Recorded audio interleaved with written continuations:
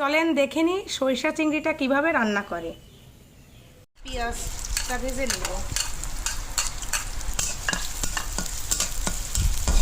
এবার দিব আদা রসুন পেঁয়াজ বাটা,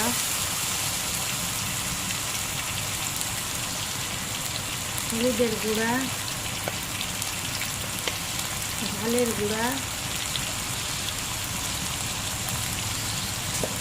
লবণ। মশলাটা ভালোভাবে কষিয়ে নেব। একটু পানি দিয়ে দিব।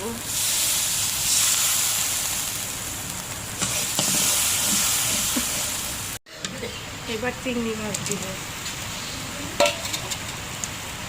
আমি একটু মাছটা মশলার সঙ্গে ভালোভাবে কষিয়ে নিব। এখন চিংড়ি মাছে দিয়ে দিব সরিষা পেস্ট।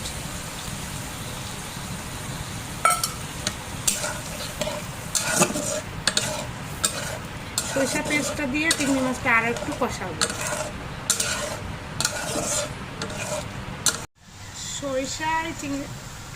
সরিষার পেস্ট দিয়ে চিংড়ি মাছটা আমার কষানো শেষ। এখন আমি পরিমাণ মতো পানি দিব তরকারি।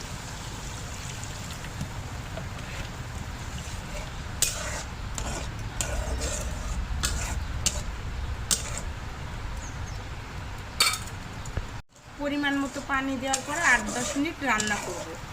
এরপরে নামিয়ে নিব চিংড়ি মাছটা। সরিষা চিংড়িটা রান্না শেষ, এখন আমরা নামিয়ে নেব।